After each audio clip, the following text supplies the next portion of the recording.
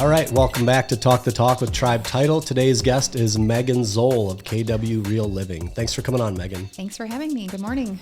How you doing today? Pretty good. The sun is shining. Yeah, that's a rarity And nowadays. I walked here without my coat on, so can't complain. It's January. So do you live right here? I live in town. Okay. Yep. Awesome. I didn't remember your last house. You were like out a little bit. Well, I mean, you're still close to town. But... Yeah, we were on Woodland Lake. Okay. And now we're you're off of actually Lee in Road. town? Awesome. Yeah. All right. Now you guys moved in there not too long ago, right? Yep. A year ago in November. Okay. And you've been going through the DIY Yes. struggles yourself? Yes. Lots of painting and projects. Awesome. Yeah. Some I would hire myself for again. Some I would not. Tiling, it's harder than I thought it would be. Yeah. It's fun. I mean, it's interesting to learn, but you realize like how hard some of these skills are. For sure. What did you tile in your house? My laundry room. Okay. So that's a good little small project to start with. Yeah. Are you happy with the way it turned out? I'd give myself a solid C-. It's there. I did the white tile with the black route. Okay. Harder to get cleaner lines than I thought it would be. And it's a pain grouting with black to like how many times you go with the sponge to get it off. Yes. I felt like that was never going to be over. Yeah. And then it still shows up in some places where you're like, holy cow. But it still definitely looks better than the linoleum that was there before. Yeah. So Always. I consider it a win. All right. And when you do stuff yourself too, I noticed that you're like hypersensitive to issues because you saw them and felt them when you were doing them. So it's like, that's what your eye goes to. For sure. But if somebody else sees it, they're like, wow, this looks amazing. Uh-huh. Yeah, that's I why definitely agree. I don't do a lot of stuff in my house just because I know I'm so critical of it that I'd rather pay to do it and not see the flaws. But yeah, in a flip or anything, I'll do it myself because I can still see the flaws, but I can't see them from my house. So Right. And you're not going to be there every day. Exactly. So how did you get started in real estate? I got started it's something that I've always wanted to do. Yeah. But it wasn't until 2018 that I got my license. And it's a funny story. It is something that I had thought about doing for a long time, but I never thought I could do it until I was talking with my neighbor. He was in his 80s and we aren't that close. Yeah. And I had just mentioned to him that it was something that I always wanted to do. And he was like, why don't you? I think you'd be great at it. And it was just like that little bit of extra, Right. I don't know, encouragement. And I told him like 2 years later, I finally had the courage to go and try this because of you. Yeah. As silly as that may sound. That's awesome. Yeah. Was he pretty happy to hear that? Yeah. I think he also probably thought it was a little weird Right. because like I said, we weren't that close. Yeah. But sometimes that's all you need. Yeah. And he's 80, so he probably didn't even remember the original conversation. That might be true. Oh, that's funny. Yeah. It's cool though when you talk to especially older people because then you get that perspective too. They're always like, don't have any regrets. You know what I mean? Like Yeah. that's the only thing you regret is things you didn't try. For sure. I have a new older neighbor who's also great. And I will be outside talking to him about all the DIY projects that I want to do. Yeah. And he will give me the best dad advice, which is exactly what I need. And he will just say, Megan, you have plenty of time to get that done. It doesn't all need to be done right now. Right. And I haven't even known him that long. Like, Yeah. I don't think he realizes how much help that Right. is to me. And I'm like, yeah, he's right. It's not a rush. I do have a long time. That's funny. I mean, that's like that saying, like when you're kind to somebody, you have no idea how much that'll impact them because you don't know what they're going through. Exactly. So like him saying that, he has no idea. You're like, oh my God, thanks for saying that. Yeah. It gives me so much relief. Yeah. Very cool. So now you've been in since 2018. What were you doing prior to that? You worked for your family business. Is that right? Yep. I've worked for my family business for 16 years. It was started in 1948 by my grandpa and his two brothers. Wow. In Detroit. And I started working there out of college. I was having too much fun up in Northern Michigan University. And my mom's like, you got to come home. I'm not going to pay for you to Party. go camping anymore. And so I came home and I started working there in the shipping department, making minimum wage, driving forklifts and loading semi-trucks. And I was like, I got to get back to school. Yeah. So I started going back to school, but then I never left my family business. I went from the shipping department to the quality department to the accounting department. And at the end, I was the controller for the 4 companies that we have. That's awesome. And then I also graduated from Cleary and Howell with my a bachelor's of business administration. Nice. Yeah, motivated by minimum wage. Yeah. And I would guess you probably learned so much more about business being involved in it than you probably did through your schooling. For sure. And, most of the positions I had, I didn't know how to do until I started working in them. Yeah. Working in a small family business, you just have to do what's needed and figure it out. And so that's exactly what I did. I mean, my degree wasn't in accounting, but there I was doing the books for 4 companies. So. Yeah. And it probably helps you in your own business now too, I would imagine. For sure. Because that's where a lot of people seems to struggle. Once they become a realtor, they're their own business, and a lot of them, get that tax bill at the end of the year and they had no idea it was coming. Right. Or just even keeping yourself motivated and being able to problem solve on your own when you don't have anyone to look to, you know. So now it sounds like you had a pretty valuable role in the business. Mm-hmm. How did that work out? What did that look like when you decided that you were going to leave? Well, at first, when I decided to get my license after talking to my neighbor, I didn't tell anybody except for my husband, who was very supportive. But I just kind of kept it a secret because I didn't want to let anybody down. My mom is the majority owner of the family business, and she's been working there since she was 21. So since right when I was born, and I was her succession plan, and I was afraid of letting her down or letting the family down. The unknown. Could I do anything on my own? So I took my test, got my license, started doing it part-time, and I had a lot of flexibility, thankfully, family business. I could work remotely. So I was able to really build my real estate business that first 2 years. And then I got the courage to take that step. It was just like one day it was nice outside and I was doing the dishes, looking outside, watching Lucas and the girls jump on the trampoline, all carefree. And I was just like feeling the stress because I didn't love what I was doing. Yeah. And I was just like, you know what? I'm not stuck here. I can change. I'm not too old to find a new job. I'm in control. So if I'm unhappy, then I need to make that step. And I did. And it was scary, but I wouldn't go back. Yeah. And my mom was super supportive once I had that conversation with her. Yeah. And my husband still works there. Oh, he does? Yeah. Okay. Because that's what I was going to ask. So what kind of, is there a succession plan now? Because that's kind of the scary part of walking away from that. Yeah. Yeah, he's still working there, and I don't know that he would be the succession plan. Yeah. But so there is no succession plan to speak of as of now. Yeah, not right now. I think that they have a little bit more work to do on that. Yeah, but that's okay. Yeah, I mean, like you said, it comes down to it's your life. You have one life. You need to make sure that you're happy in that. Exactly, and I am part owner as well now. I'm a 3rd generation owner. Okay. And I'm still here and I still know. Yeah. So if something happens. Right. So it's something where you could almost fill in, train people that would then, serve your purpose, and you could more or less oversee it. Right. Okay. And now does your husband, is he as heavily involved as you were? Does he kind of know the way everything works as well? Yeah, he knows a lot. He does a lot of things. Again, most of our employees there do a lot of different things because there's maybe 30 employees between the company. So everybody does what they need to do. Yeah.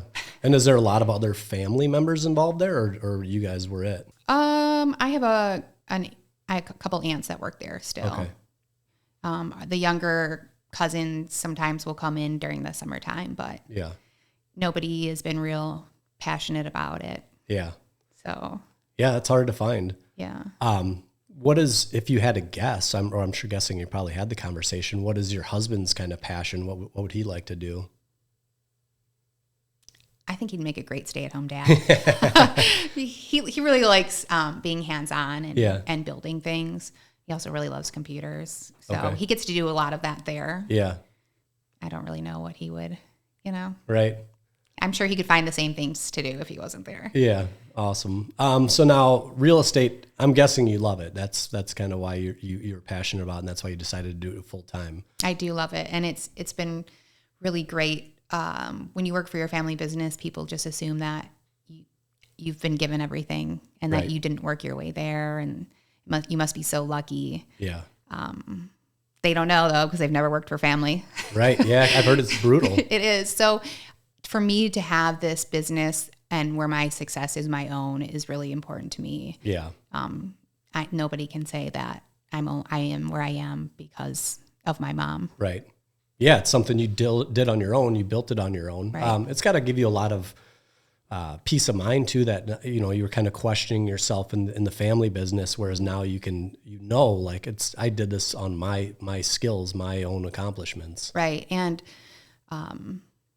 I'm passionate about helping people and real estate, and I was not passionate about bookkeeping. Yeah. Or nuts and bolts. Right. So it just really feels good every day. Yeah, very cool. So now, have you been with Keller Williams through your entire career? Is that where you started? No, I've been at Keller Williams for 2 years in April. Okay. I started off at another local brokerage in town.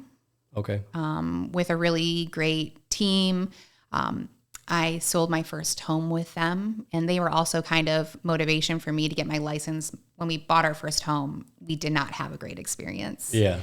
And just to see how much different it could be when we sold our home with great agents. Yeah. I was like, yeah, I want to help people have that same experience. Right. And so I started off with them, and it was really great. But our brokerage was more, everybody worked from wherever. We didn't have an office. Yeah. And so I didn't know what I didn't know. And making the switch over to Keller Williams has been great, because I'm learning even when I'm just sitting there at my desk, eavesdropping on Right. people's water cooler conversation. I've just learned so much. Yeah. And there's always somebody there that's willing to help me answer a question or go over some scripts or whatever I need, some Right. ideas. And that has been super helpful. Yeah. Which one of the big things I noticed there is that it is such a big, like you're an individual agent. Mm-hmm. You have your business that's essentially your own business, yet all these people around want to see you succeed. Yeah. And they'll take time out of their day, even if they're ultra successful and busy, and they'll always take time to help somebody else out, which is really cool. For sure. Even though we are technically competitors, Right. It doesn't feel that way. Yeah. No, I love that. That's what makes the environment so good. Yeah. So before we move past the family business, I just have to ask one thing about that, because this has always been one of my favorite things to do. You said when you started, you were driving a forklift. Mm-hmm. Do you ever miss driving the forklift? No, but I think it was good to know that I could do those things too. I don't know. I love driving forklifts. Yeah. It's one of my favorite things to do. Like if ever I see one somewhere and somebody's like, "Hey, anybody want to use it?" I'm like, "Yes, I'll drive that thing." I love doing it. Yeah. I don't know why. If there was one around and somebody's like, I need somebody to drive a forklift, I'd be like, I could do that. Yeah. Probably still. Like if you could make 6 figures a year driving a forklift, I'd be like, I'm in. I'll do Get that. some headphones on. Yeah. Yeah. It's almost like the painting thing we were talking about earlier. So now what's your plans kind of moving forward with the business? Do you want to grow a team, or you just kind of want to stay and do your own thing and have the flexibility to come and go as you please? Right now I'm just really happy being a solo agent with the support of the office. Yeah. And I have an admin that I work with. I don't really have big goals for growing a team right now. Both my girls are really little. Yeah. So I shouldn't say really little, but they're little. And so this gives me some flexibility to be there, I can drive them to school and pick them up from school and go to their games and things. And everything is so busy already. Yeah. I like just having this time, because my oldest is going to be in high school in just 3 years now. Yeah. It's crazy. She's not going to want to spend time with me anymore. Right. Which is, I just heard something the other day that said that you spend 90% of the time that you spend with your children will be before the age of 12. Yeah, it makes sense. Because then after that, they're kind of, they're with their friends, or they're doing this, or they're on all these activities. I thought you were going to say you spend that time with them in the car, because that's what I feel like, shuttling them around. Yeah, I would say a good percentage of my time spent with my children is in a car. Yeah. For sure. But yeah, it's crazy. And I never thought of that. And I'm like, wow, that's like why these young years are so pivotal, which it stinks. It's kind of like reversed, because most people that work a 9 to 5 or in corporate America, at the time they're having children, they're also very new in their business, which is when the most is asked of them, because they're grinding and trying to move their way up. And and they're missing out on all that quality time that they're never going to get back. So then they get promoted finally to a job where maybe they have a little more flexibility, but their kids are, usually in middle or high school, and now they missed out on all that time. Yeah. But before I made the switch, when I was working for my family, I was working in Detroit. So driving from Brighton to Detroit. Wow. And I would start at 7 a.m. or 6 a.m. just trying to get out there early to beat the traffic coming back home. And so I would have to wake them up while they were still sleeping. I would bring them over to a family friend's house and drop them off while they were still sleeping. Right. And then I'd get back, and have a few hours to spend with them before they went to bed. So now it's so nice to have that morning, be able to get ready with them in the morning. And yeah, that's really cool. And they'll always remember that. Yeah. Which is super important. So now one of your other passions is running, correct? Yes. How long have you been doing that? I started running probably 6 years ago, I believe. Maybe even a little bit longer, is just a way to have some time out of the house away from the kids. Yeah. And I just grew to love it. And I found the running group by accident one time when I was running from Maltby down the trail on Main Street. And they were like cheering me on, like I happened to be in the middle of a 5K or something. I'm like, who are these people? Why are they so nice? It was like they were giving me high fives. Right. And then I just started running with them and haven't stopped. And that's cool. Yeah. So there's a group of you that run together daily. Is that how it works? There's a group run every Tuesday. That's okay. Starts in downtown Brighton at Running Lab at 6 p.m. And we run 3 or however many miles. You could do more or less. Yeah. Just down the trail to Bauer and back. Okay. And then there's training programs. So right now I'm training for Glass City Half Marathon, and we have a training program that leads up to that. So we have long runs on Saturdays where we all run together. Yeah. But there's also we have a great Facebook group. So that's cool. And that's why I see it on. I see a lot of your socials and stuff. It looks like you guys have a good time. So have you made a lot of friends out of that? So many friends. Yeah. And I've just made like some really amazing friendships from there.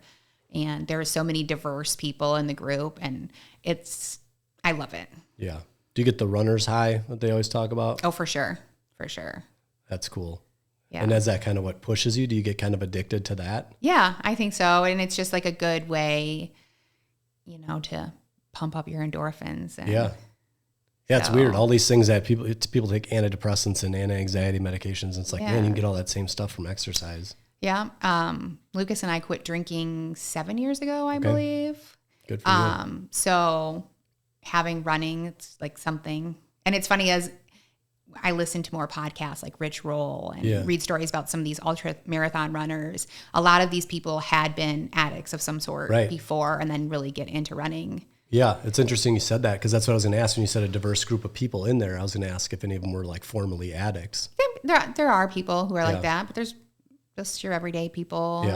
Yeah. It's just a great group. Yeah, they were saying something like it was some crazy statistic on people that were addicted to heroin, and there was obviously there's not a high succession rate of that period because it's a very addictive substance, but they were saying there's a really high percentage of people that were able to kick the habit and maintain it for years, and a lot of those people had found running, and that was kind of their switch, where like they got that runner's high, and they kind of were able to stay sober.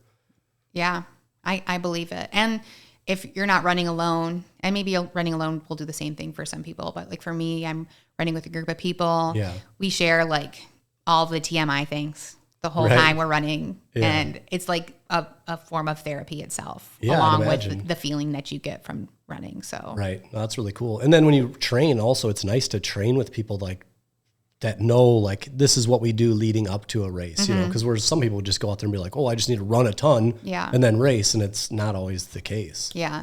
Running with a group helps me not give up on myself. They have that extra level of accountability. Yeah. So when we're going for those long runs, I'm like, oh, I just got to keep going. Right.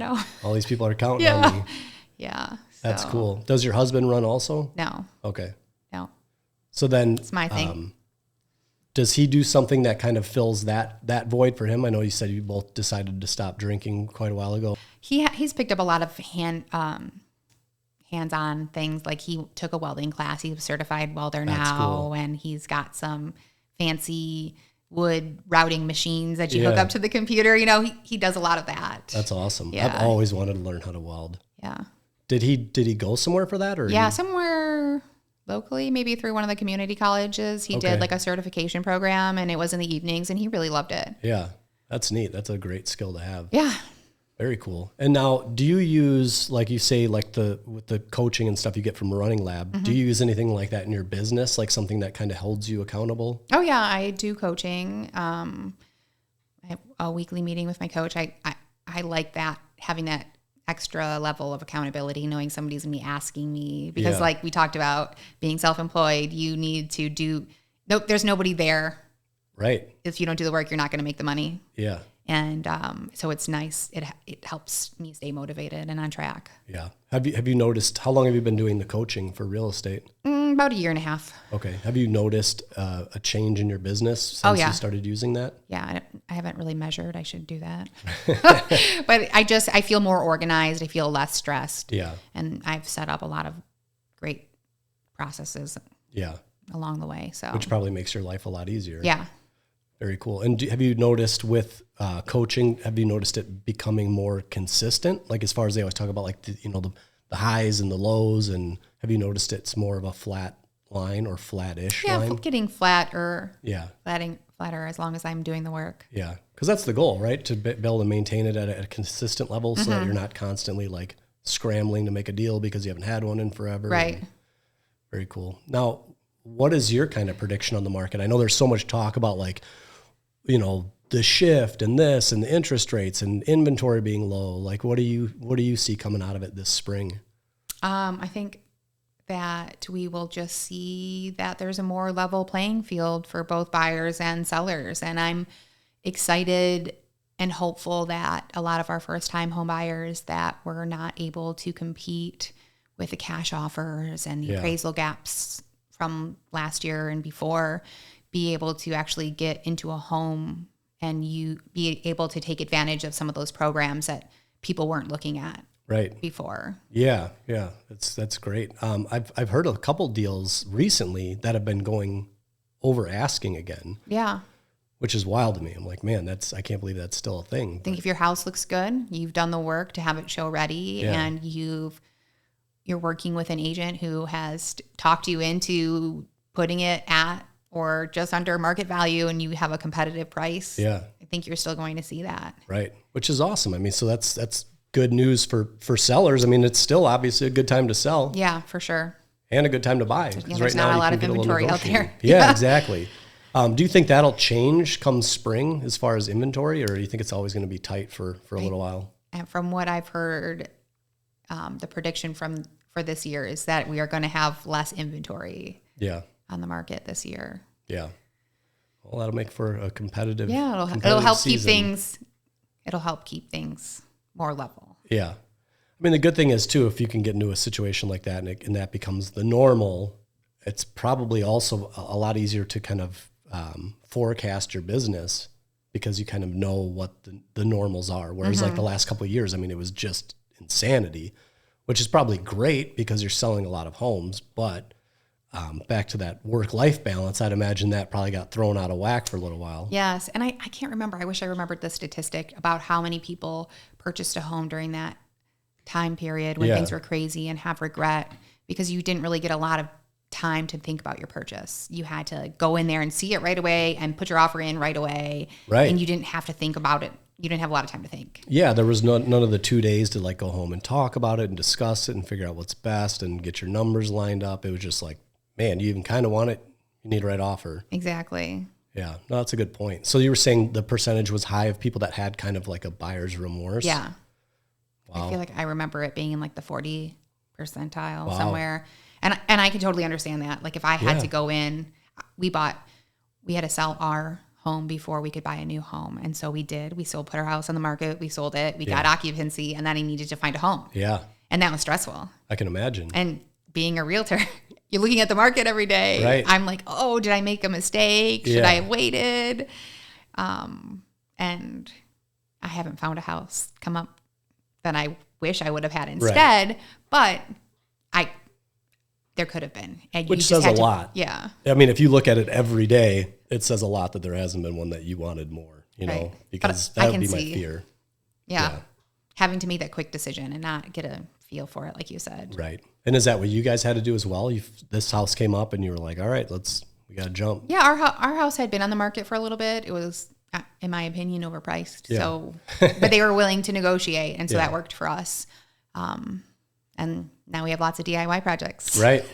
Yeah. That'll keep you busy. Yeah, That's it's been great. awesome. Our last house was on Woodland Lake, which was awesome, and it, like we talked about before, it had all been redone Yeah. recently, so there was nothing to do, but it was a log cabin home Yeah. with all knotty pine on the inside, and it wasn't Right. it wasn't a style that I would have chosen. Right. It was beautiful. It would have been fine for like a cabin, but Yeah. having, again, it's almost like moving and buying this new house it's my house, and Yeah. I can make those changes to Right. it, and just like my business. And so it's Yeah. been exciting to Right. to be able to paint and do those things. Yeah. Cause then it is yours. Like that's the hard thing is when you buy a house that's been updated and it's not what you want. Cause then you're like, well, I can't tear it out. It's It's like, too can I new. paint the wood, Lucas? And he's like, no, you cannot paint the wood. Right. Yeah, because especially if you're going to sell it, then you're going to get somebody that wants that log cabin feel. They're going to come in and be like, oh my God, you destroyed this place. Yeah. Yeah, you just got to find that right person. So now that's cool, though, that you get to make this house exactly what you want. Yeah, I've been having a lot of fun with that. Yeah. How did the kids like it? They love it. Yeah. They love it. We all miss living on the lake a little bit. Yeah. Like for me, the biggest thing is we could see the sunrise every morning on the lake, and it was Right. beautiful. And when you're rushing to get out of the house with the kids to the bus stop, I would see like the sunrise, and I'd be all stressed, and I'd think like, oh, my problems are really so insignificant. Like, look Yeah. at the sun. And I don't have that anymore, but we have lots of space, and Right. Yeah, it's a trade-off. yeah. Did you guys use the lake quite a bit? Yeah, Okay. we did. But I always notice that when people live on the lake and they're like, man, I'm just so busy with life, I don't even get to really use it. So it's like you want it and then you don't really use it as I'd much say as the you kids could. used it more. Yeah. For us, it was so funny. We have the boat on there. We'd be like, oh, we have to go and take the boat cover off. Then we have to put the boat cover back on. And like, well, let's just not go back out Right. there today. So yeah, we didn't use it as much as we could. Yeah. That's how our pontoon boat was in the hoist. And we had a bird's nest literally on the boat, but underneath it, like between the tunes. And I'm like, man, we don't use this boat enough. If they had time to build a nest and have eggs, and the eggs had hatched. Yeah. I'm like, if we didn't even notice this until now, we do not use this boat enough. Yeah. So then there was another 3-week period where we couldn't use it because I'm like, I'm not going to move it if there's baby birds in the nest, you know?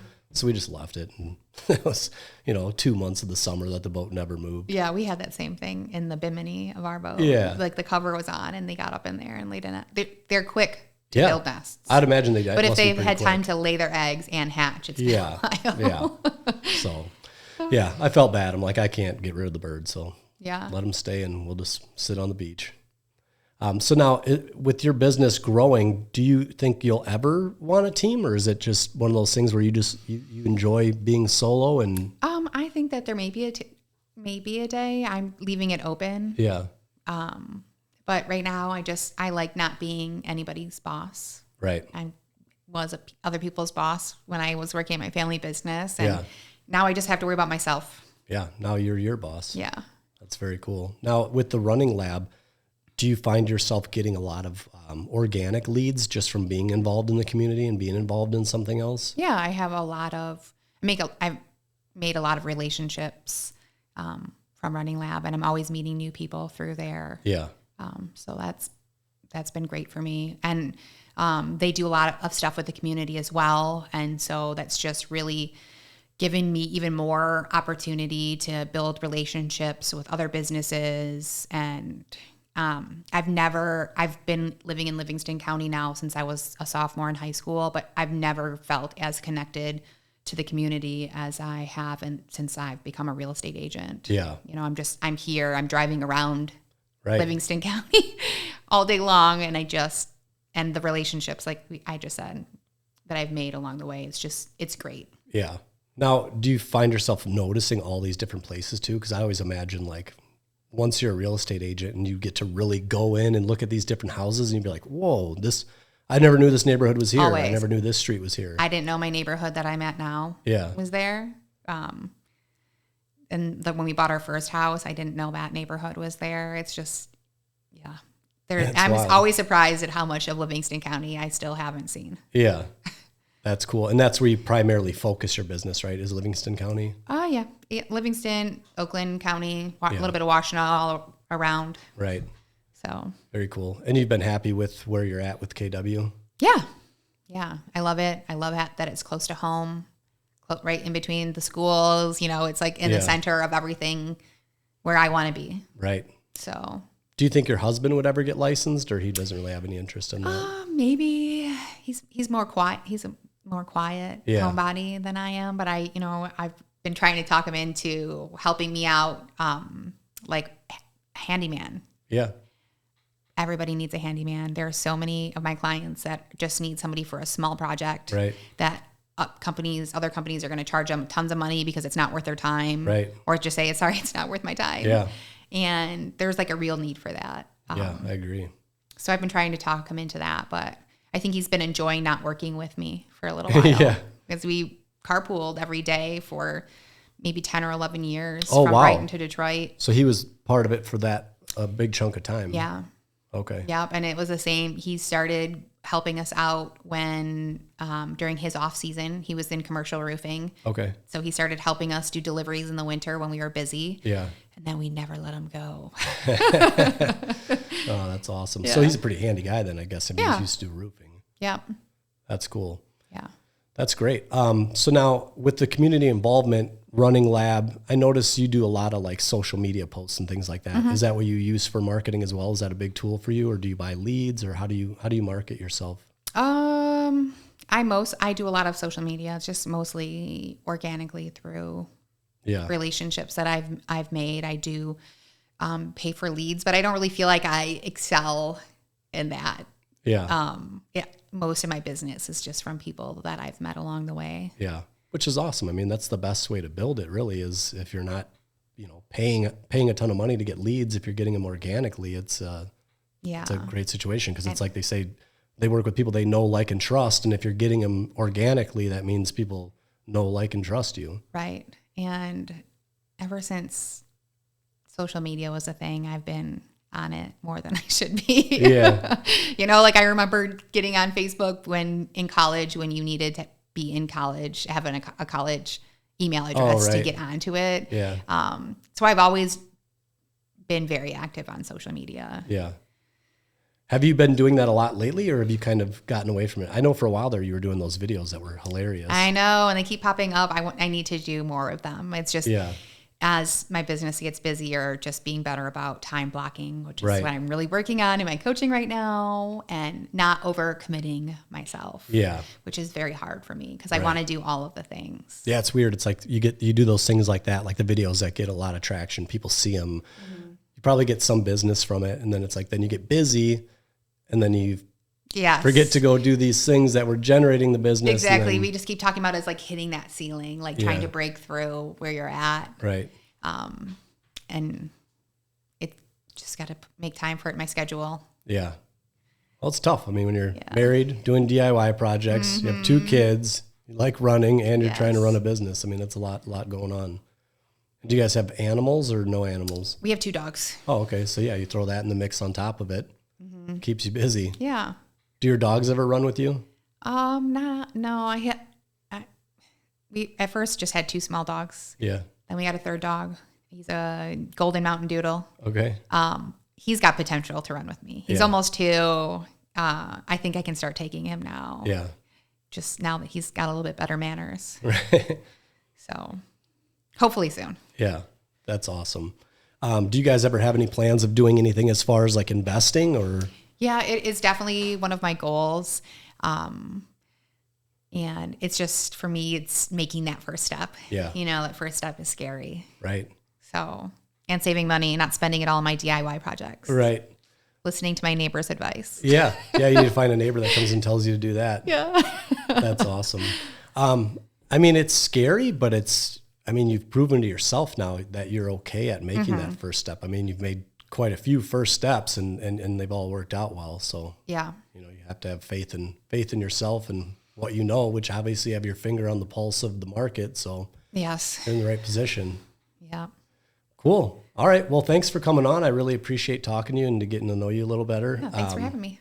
What would you say to somebody that wants to get involved with you and wants to possibly look at real estate for themselves or for investing? How would they get a hold of you? You can call me on my cell phone, 586-202-2130. Or you can email me the old school way, Meghan, Meghan, at zollhomes.com. Awesome. Yeah. And we'll also put those links in the bottom of the episode. So anybody that's watching this, they can drop down and see that, how to get a hold of you. Yeah.